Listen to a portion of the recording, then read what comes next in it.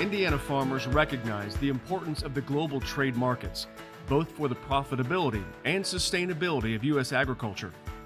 The U.S. Grains Council, with a network of staff and supporters across the world, act as proponents in current and emerging grain markets.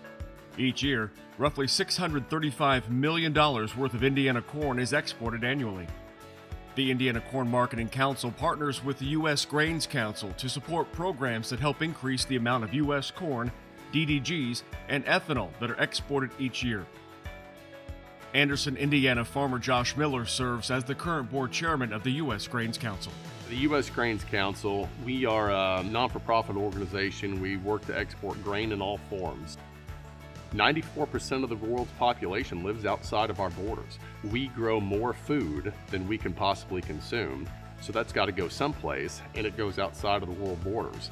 So with the market access planning and the foreign market development funding that we get from USDA and support, as well as support of our checkoff dollars, we can go to these countries and help teach them how to use our grain products. And if we don't fill that void, someone else will. Brazil and Argentina, they also grow good crops. Ethanol is another form of U.S. exported grain.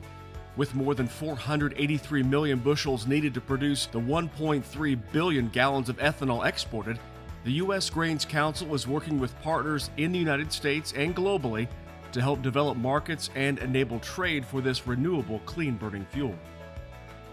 Our Grains Council staff on the ground in India are promoting an E10 mandate for the Indian government, and some of those results will be immediately cleaner air and a higher octane fuel that will promote just a healthier Indian populace, and we're very excited about that. Ethanol, that's just one of the great successes we've had in the ag community. One of the best solar panels that was created in the universe is a corn plant.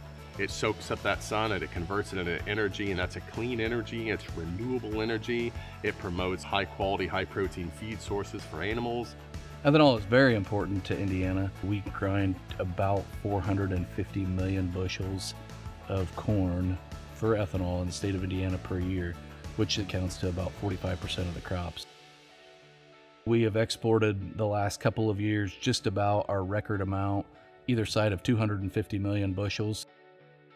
Thanks in part to Indiana checkoff dollars, the U.S. Grains Council was able to export U.S. grains to 73 countries, yielding the export of 2.7 billion bushels of corn last year.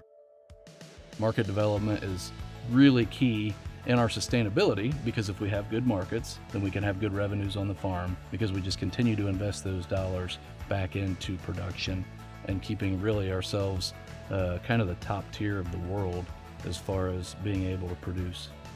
It's really surprising on how far and wide the reach is with the resource of the dollars that we have. There have been some studies done where what we've done and how we've operated can have a return on the investment. I think the checkoff's doing quite a bit for the Indiana farmer.